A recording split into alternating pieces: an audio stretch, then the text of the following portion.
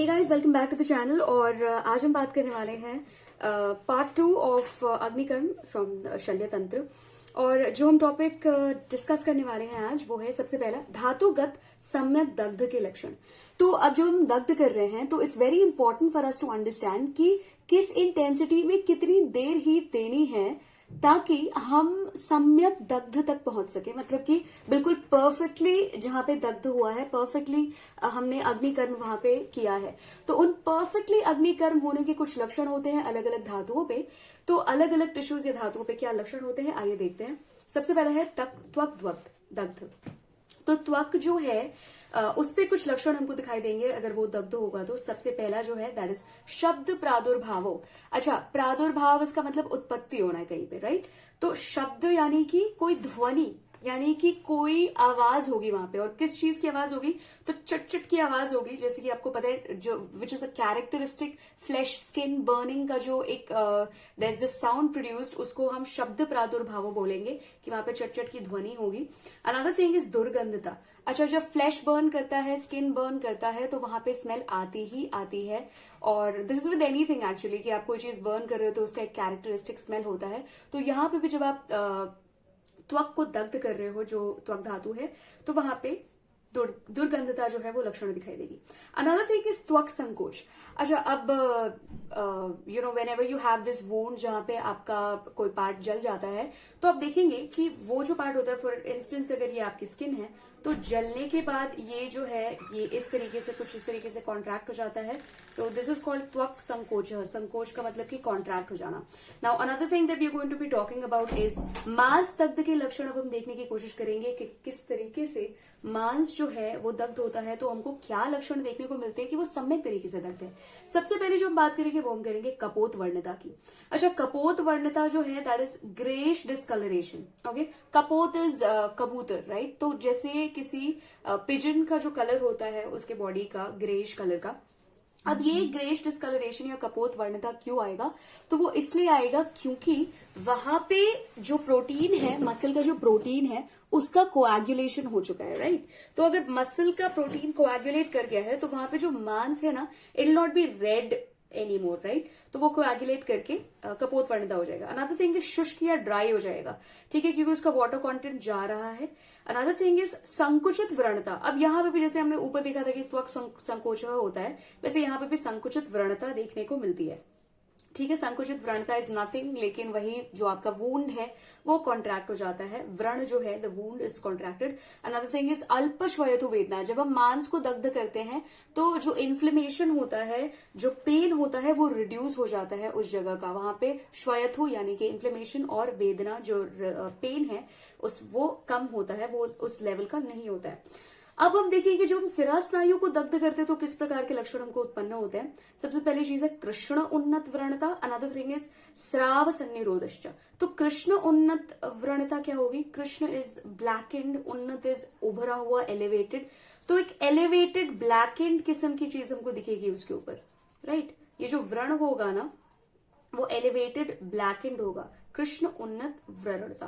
Another thing is स्राव सन्निरोधश्च। अच्छा, अब ये आप ना नॉर्मल भी जाकर के देख सकते हैं, यू नो अपने सर्जरी शल्य डिपार्टमेंट में जाइए, वहां पे जाकर के देखिए कि किस तरीके से जब प्रॉपरली शल्य के हम कर्म कर रहे हैं, वहां पे सर्जिकल प्रोसीजर्स चलते हैं, तो किस तरीके से ब्लीडिंग को रोकने के लिए हम जाकर के वहां पे अग्निकर्म कर देते हैं, थर्मल कॉटरी कर देते हैं। तो जब थर्मल कॉटरी वहां पे करते हैं तो हम ये देखते हैं कि जो ब्लीडिंग हो रही होती है वो स्टॉप हो जाती है, जो हमने पहले ही देख लिया था।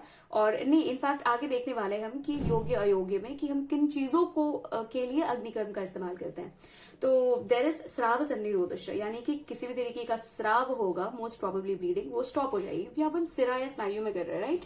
अनदर थिंग इज अस्थि संधि दग्ध। अगर अस्थि और संधि में दग्ध है तो वो सम्यक का लक्षण क्या होगा? तो सम्यक का लक्षण होगा सबसे पहले तो रूक्ष अरुण व्रणता, यानी कि आपका ड्राइनेस होगा। और अरुण, अरुण इज लाइक लालिमा जो है जिसमें हल्का सा जो पीलापन और वो लालिमा जो कंबाइंड होती है, दैट्स अरुण। मतलब जब सूरज उगता है तो जो कलर आता है ना वो जो लालिमा होती है, दैट्स अरुण वर्ण।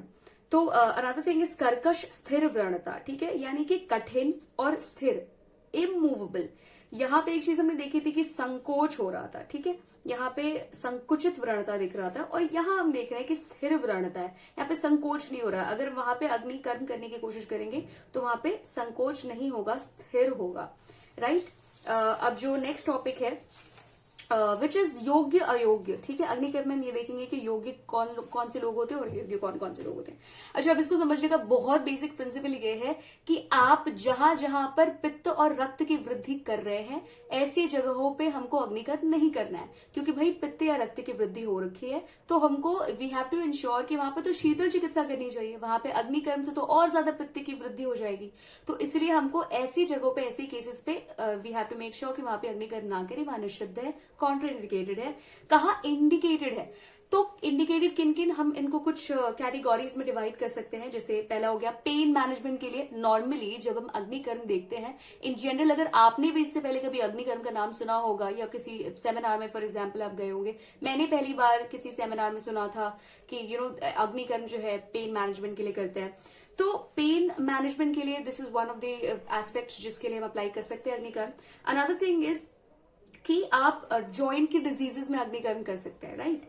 आप कर सकते हैं ट्यूमर सिस्ट्स के कंडीशन में आप अग्निकर्म करवा सकते हैं। स्किन की अफ्लिक्शंस में, जैसे आपको कोई तिल काले के चर्म कील हो रखा है, कोई मस्सा वगैरह है, आपने वहां पे अग्निकर्म करा करके उसको, उसकी साइज को रिड्यूस कर दिया, उसको खत्म कर दिया। अनदर थिंग इज जैसे फिस्चुला, पाइल्स, इनके कंडीशन में भी आप अग्निकर्म कर सकते हैं। तो देखते हैं कैटेगरी वाइज की क्या क्या चीजें होती हैं। सबसे पहला है त्वचा, मांस, सिरा, स्नायु, संधि, अस्थि। इन सब में से जो भी हमने आगे पढ़े थे, पीछे पढ़े थे, उन सब में अगर कहीं पे भी वायु अक्यूमुलेट हो जाने के कारण, वायु के कारण वेदना होती है, दर्द होता है, तीव्र बहुत हाई इंटेंसिटी का पेन होता है, तो उसमें हम अग्निकर्म कर सकते हैं। दूसरी चीज ये है कि व्रण जो है उसके ऊपर उठ जाने पर या चेतना रहित मांस युक्त व्रण होने पर, ठीक है। तो मांस के ऊपर उठ जाने पर मतलब कि किसी भी तरीके का कॉम्प्लिकेशन आ गया है वूंड के अंदर, या फिर तो सेंसेशन का लॉस हो गया है वूंड के अंदर, उस केस में आप अग्निकर्म कर सकते हो, ठीक है। क्योंकि अब वूंड है, अब वी नो कि अब वूंड ऐसी चीज है जहां पे पहले से ही वात, पित्त, ये सारी चीजें बढ़ी रहती है, दोष पहले से बढ़े रहते हैं, तो हम और उनको प्रकोपित नहीं करना चाहते हैं। लेकिन उस केस में जहां पे देयर इज दिस सेंसेशन का लॉस, वहां पे हम उस व्रण को ठीक करने के लिए, सही करने के लिए अग्निकर्म का इस्तेमाल कर सकते हैं। वैसे तो हम नहीं करेंगे उन केसेस में। अच्छा, देन इस चर्म कील और तिल कालक पे आप अग्निकर्म कर सकते हो, स्किन अफ्लिक्शंस पे, संधि रोगों में कर सकते हो। अच्छा, देयर इज दिस अमेजिंग यहाँ पे एक रिसर्च पेपर है which I link in the description box, जहां पे आप देख सकते हैं कि कैसे संधिवात में बहुत ही ट्रिमेंडस रिजल्ट्स देखे गए थे अग्निकर्म करके, विच इज लौह का, शलाका का जो इस्तेमाल किया गया था वहां पे, और बहुत बहुत बेहतरीन रिजल्ट्स देखे गए थे उस रिसर्च में। तो आप उस रिसर्च को पढ़ सकते हैं and you will get to know कि भाई इतने सारे एप्लीकेशंस होते हैं अग्निकर्म को, किन किन तरीकों से यूज कर सकते हैं। अनदर थिंग इज ग्रंथि, अर्बुद, अपची, यानी कि ट्यूबर सिस्ट, इस टाइप के ट्यूमरस कंडीशन में हम कर सकते हैं। अनदर थिंग इज श्लीपद। अच्छा, फाइलेरियसिस की कंडीशन में कर सकते हैं। फाइलेरियसिस मोस्टली लिम्फ, लसिका की प्रॉब्लम है, तो वहां पे कफ जो है वो बहुत ज्यादा बढ़ा रहता है, तो मेक श्योर कि वहां पे अग्नि प्रज्वलित करके और जो मूवमेंट है वो आगे बढ़ाए, आगे चीजों का, राइट, और कफ को थोड़ा सा पिघलाए। अर्श, भगंदर और नाड़ी व्रण। नाड़ी व्रण इज कहीं का भी फिस्टुला, किसी भी ऑर्गन में फिस्टुला अगर फॉर्म हो रहा है तो दैट्स, और भगंदर इज एनोरेक्टल फिस्टुला। अर्श इज पाइल्स। आंत्र वृद्धि, आंत्र वृद्धि और कुछ नहीं बल्कि इनग्वाइनल हर्निया है, ठीक है। And then there is excessive bleeding का कोई केस हो, जैसे कि हमने पीछे डिस्कस किया था कि जो हमारा सिरा और स्नायु में अगर हम करते हैं अग्निकर्म तो उसका सम्यक दर्द का लक्षण क्या होता है, तो भाई कृष्ण उन्नत व्रणता, और दूसरी बात थी कि स्राव संनिरोधश्च, तो वही है, इसी स्राव का हम संनिरोध करने की कोशिश कर रहे हैं। कह रहे हैं कि सिरावेद पश्चात, अगर आपने रक्त मोक्षण किया है, सिरावेद किया है, तो उसके बाद आप अग्निकर्म कर सकते हैं ब्लीडिंग को स्टॉप कराने के लिए। देन इज एक्सेसिव, जैसे छेदन आदि कर्म हो गया, वहां पे एक्सिजन जो आपने कराया है, छेदन इज एक्सिजन, तो वो अगर आपने बॉडी के किसी पार्ट को रिमूव कर दिया है तो वहां पे जो ब्लीडिंग हो रही होती है उसको स्टॉप करने के लिए आप अग्निकर्म कर सकते हैं। और रक्त अतिस्राव में इन जनरल अगर कहीं पे भी ब्लीडिंग हो रही है तो आप कर सकते हैं। अनदर थिंग इज, अब अयोग्य की बात करेंगे, पहले ही हमने प्रिंसिपल्स डिस्कस कर लिए। प्रिंसिपल्स ये है कि रक्त और पित्त की वृद्धि में आपको अग्निकर्म नहीं करना है। क्या क्या केसेस हो सकते हैं रक्त और पित्त की वृद्धि में? तो पित्तज लोग जो नेचुरली पित्तज है उनमें नहीं करना चाहिए अग्निकर्म। स्वेदन के अयोग्य लोगों को अग्निकर्म नहीं करना चाहिए। अच्छा, स्वेदन के अयोग्य बहुत सारे लोग होते हैं, आप स्वेदन वाले चैप्टर में पढ़ेंगे। मोस्ट प्रोबेबली हम स्वेदन पे एक चैप्टर अपलोड करेंगे और वहां पे आप देखिएगा कि स्वेदन के योग्य अयोग्य क्या होते हैं, अलग अलग आचार्यों के अनुसार अलग अलग होते हैं। अष्टांग ने कुछ अयोग्य बताए हैं, जैसे कि आपके पित्तज विकार में, जैसे कि पांडु हो गया, या फिर तो कामला हो गया, उसके बाद दुर्बल या फिर अति स्थूल, इन लोगों में भी आप स्वेदन जो है उसमें नहीं कराना चाहिए। देन वील टॉक अबाउट कि सत्व या अल्प बल हो जिनमें, ये एक कैटेगरी आती है। अच्छा, रक्त पित्त के रोगियों में भी आपको नहीं कराना चाहिए, ठीक है। अब जिनमें सत्व की कमी हो, अल्प बल हो, ऐसे लोग कौन कौन से होते हैं? तो भाई दुर्बल, बालक, भीरू, वृद्ध। Sorry for disturbance, okay. तो सत्व या अल्पबल किन लोगों में होता है? दुर्बल, बालक, भीरू, वृद्ध। ऐसे लोगों में आपको अग्निकर्म नहीं कराना चाहिए। पहले से ही डरे होते हैं, हो सकता है कि वो इधर उधर दे मूव, या कभी फेंट हो जाए, या पित्त की वृद्धि हो जाए, बहुत सारे कॉम्प्लिकेशंस आ सकते हैं। तो वे मेक श्योर कि दुर्बल लोगों में, भीरू लोगों में, भीरू मतलब डरपोक, बालक में और वृद्ध में नहीं कराना चाहिए। अच्छा, अब देयर इज अनदर थिंग कि जहां पे अनेक व्रणों से पीड़ित हो, अब आपकी बॉडी पे पहले से ही हर जगह वुंड्स हो रखे हैं, वहां पे आपने अग्निकर्म कराया, एक और वुंड की वृद्धि होगी और पित्त की भी वृद्धि होगी, तो हमको we have to make sure कि आप ऐसे केसेस को अवॉइड करें। अनदर थिंग इज अनउद्धृत शल्य, यानी कि जहां पे फॉरेन बॉडी रिटेन्ड हो। अब हमको ये पता है कि ऐसी जगहों पे वात और पित्त दोनों बड़े रहते हैं, तो we have to make sure कि पहले वहां से उस बॉडी को निकाल लें और उसको रिमूव कर देने के बाद आप अग्निकर्म कर सकते हैं, ठीक है। अनदर थिंग इज अतिसार। अच्छा, अतिसार भी एक पित्त की दुष्टि है, तो जब तक हम अतिसार को प्रॉपर तरीके से हील नहीं करते हैं तब तक अग्निकर्म ऐसे केसेस में निषिद्ध बताया गया। अच्छा, अब हम ये देखेंगे कि चरक के अनुसार किन किन लोगों को अग्निकर्म नहीं कराना चाहिए। तो चरक ने एक्चुअली चिकित्सा के 25वें अध्याय में इसका वर्णन किया है कि आप किस तरीके से चिकित्सा जो अग्निकर्म जो है वो किन किन लोगों में कॉन्ट्राइंडिकेटेड है। तो दुर्बल, वृद्ध, बालक, स्त्री, गर्भिणी, इनमें जिनमें पहले ही हम डिस्कस कर चुके हैं, अब एक एक्स्ट्रा गर्भिणी और स्त्री आया है। उसके अलावा और क्या क्या है, तो किन किन चीजों के व्रण में नहीं कर सकते आप? तो स्नायु के, मर्म के, कुष्ठ के, ऐसे व्रण जिसमें विष हो, ऐसे व्रण जिसमें शल्य हो, और नेत्र के व्रणों में आपको we have to make sure कि मत करें अग्निकर्म। जबकि हमने वही पीछे पढ़ा था कि पक्ष्म रोगों में आप ये कर सकते हैं कि ये जो नेत्र और जो बुदबुद है उसको कवर करके, नेत्र गोलक को कवर करके आच्छादित करते गीले वस्त्र से, और उसके बाद फिर वहां पे आप अग्निकर्म कर सकते हैं, ठीक है। तो अलग अलग आचार्यों के, यहाँ पे हम सुश्रुत की मानेंगे क्योंकि वो शल्य के शल्य जो है वो जब हम बात करेंगे शल्य की तो हम सुश्रुत को सुपीरियर मानेंगे। अब एक कॉन्सेप्ट आता है इतरथा दग्ध का। तो इतरथा दग्ध को हम आयाट्रोजेनिक जेनिक बर्न बोल सकते हैं या बर्न ड्यू टू नेग्लिजेंस बोल सकते हैं। वाग्भट ने इसी चीज को प्रमाद दग्ध बोला है। इसका मतलब अपनी बेवकूफी में या नेग्लिजेंस में अगर कोई दग्ध हो जाए जो पेशेंट है तो उसको प्रमाद दग्ध बोलेंगे। तो कैसे होगा? तो चिकित्सक की नहीं तो असावधानी हो जाएगी या फिर तो उसकी विधि दोषपूर्ण हो जाएगी, फॉल्टी टेक्निक की वजह से हो सकती है या नेग्लिजेंस की वजह से हो सकती है। तो ऐसे लोगों में दग्ध हो जाता है बिना बात के किन स्थानों पे, ठीक है, उसको हम इतरथा दग्ध बोलते हैं, राइट। अब हम देखेंगे कि दग्ध के प्रकार क्या होते हैं। नेक्स्ट टॉपिक इज दग्ध के प्रकार। तो दग्ध के प्रकार हम देखेंगे तो कुछ कैटेगरीज हमने डिवाइड की है। पहला जो हमारा क्राइटेरिया है, क्राइटेरियन है, वो है द्रव्य के अनुसार। इसका मतलब हम किस तरीके का द्रव्य ले रहे हैं उसके अनुसार हम देखेंगे कि दग्ध कैसे होते हैं। तो पहला हो गया स्निग्ध और रूक्ष। स्निग्ध को हम स्कैल्डिंग भी बोल सकते हैं, हॉट लिक्विड से जब आप बर्न हो जाते हैं तो आपको स्कैल्ड बोलते हैं इंस्टेड ऑफ बर्न। और रूक्ष जो है मतलब किसी ड्राई चीजों से या डायरेक्टली अग्नि के, प्रत्यक्ष अग्नि से, जिसको कहते हैं कि नहीं तो आप प्रतप्त घन द्रव्य यानी कि सॉलिड जो है आप वो ले लो, या फिर तो प्रत्यक्ष अग्नि डायरेक्टली फायर से बर्न हो गया तो ऐसे जो बर्न्स होते हैं उनको ऑर्डिनरी बर्न्स बोलते हैं। स्कैल्डिंग की अगर बात करेंगे तो ऐसा बताया गया है कि अग्नि से जिससे जो अगर किसी अग्नि से किसी द्रव्य को, किसी स्निग्ध द्रव्यों को हम प्रतप्त करते हैं तो ऐसे स्निग्ध द्रव्यों में क्षमता होती है कि वो सूक्ष्म सिराओं के अंदर जो बिल्कुल स्मॉल जो वेसल्स होती हैं उनके अंदर एंटर कर जाते हैं, स्मॉल कैपिलरीज के अंदर, और वो करके सिराओं में प्रवेश करके शीघ्र दहन करते हैं और बहुत ज्यादा वेदना युक्त होते हैं, अधिक वेदना युक्त होते हैं। ठीक है, बिल्कुल तुरंत बर्न कर देगा। सबसे पहली बात तो गर्म लिक्विड जो है इसलिए बर्न कर पाता है क्योंकि वो सूक्ष्म सिराओं में प्रवेश कर सकता है, और इसलिए ये जो बर्न होता है वो अधिक वेदना युक्त होता है जब हम रूक्ष बर्न से कंपेयर करते हैं तो। ठीक है, फिर हम देखिए कि स्थान अनुसार क्या होगा। तो स्थान अनुसार हमारे पास है त्वचा और मांस, यानी कि त्वचा पे दग्ध हो गया है या मांस पे दग्ध हो गया है। उसके बाद हम देखेंगे कि लक्षणानुसार, अच्छा अब ये दिस इज वेरी इंपॉर्टेंट कि अब हम लक्षणानुसार देखें तो 4 प्रकार के दग्ध होते हैं, प्लुष्ट दग्ध, दुर्दग्ध, सम्यक दग्ध और अति दग्ध। जब हम बात करेंगे प्लुष्ट दग्ध की तो जब आप प्लुष्ट दग्ध की बात करेंगे ना तो हम इमेजिन करेंगे, अच्छा वाग्भट ने इसको तुत्थ दग्ध बोला है, तुत्थ दग्ध is nothing but copper sulphate, तो तुत्थ is nothing but copper sulphate. तो जब आप प्लुष्ट इमेजिन करिए ना तो प्लुष्ट में आप एक सिंज्ड चारकोल कलर के बर्न्ड हैंड को इमेजिन करिए, जैसे कि आप पिक्चर देख सकते हैं अपनी स्क्रीन पे, बिल्कुल वैसा इमेजिन करिए कि charcoal singed excessively burned hand है। ठीक है, तो इसलिए rightly it has been said कि अति मात्र में विवर्ण और अधिक दग्ध, यानी कि एक्सेसिव इसका डिस्कलरेशन हुआ है क्योंकि बहुत ज्यादा बर्न हो चुका है।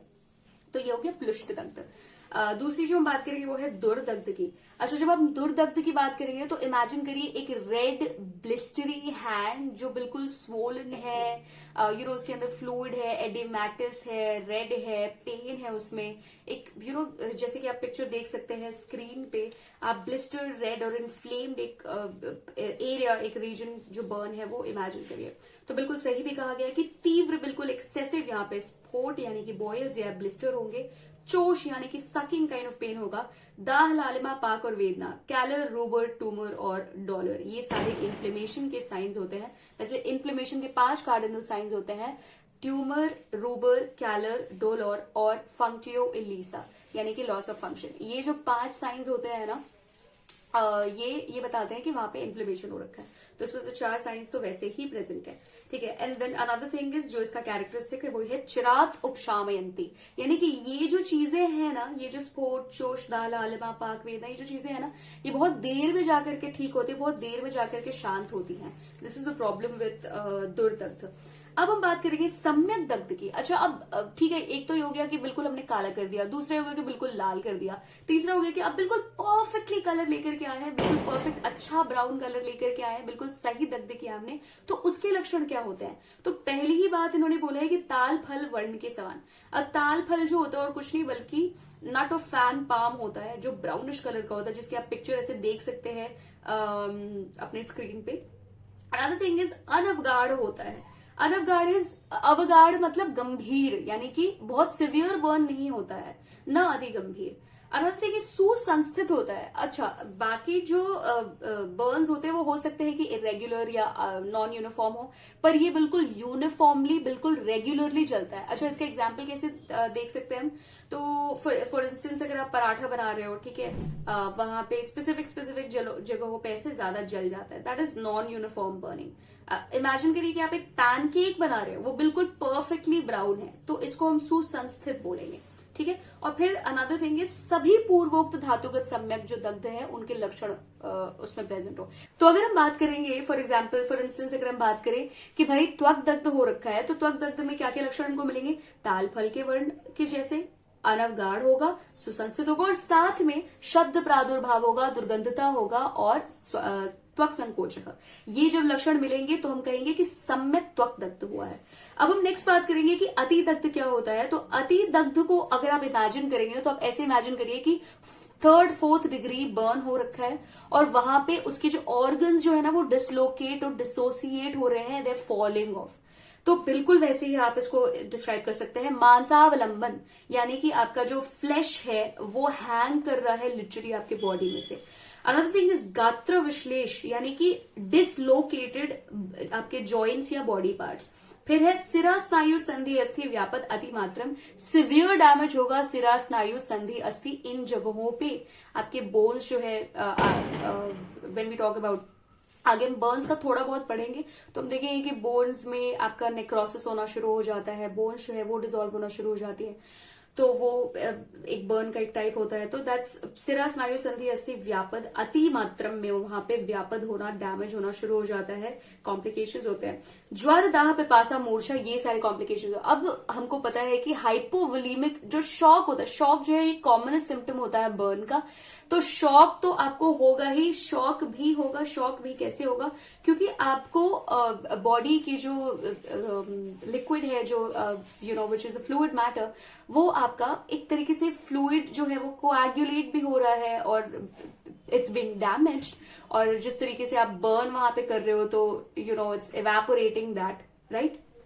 तो ज्वर, दाह, पिपासा, मूर्छा यानी कि बॉडी से फ्लूइड का लॉस हो रहा है, जिसकी वजह से ये उपद्रव या कॉम्प्लिकेशंस उत्पन्न हो रहे हैं, जल भी रहा है, and then there is fluid loss. Another thing is व्रणश्च अस्य चिरेण रोहिती, यानी कि इसके जो वुंड होंगे ना, वहां पे हमने पढ़ा था कि चिरात उपशाम्यन्ति, वहां पे सिम्टम्स जो है वो बहुत देर से उनका शमन होगा। यहाँ पे व्रणश्च अस्य चिरेण रोहिती, ये जो व्रण होगा, ये जो वुंड डेवलप होगा ना, बहुत ही ज्यादा देर में, in a very long time it will heal.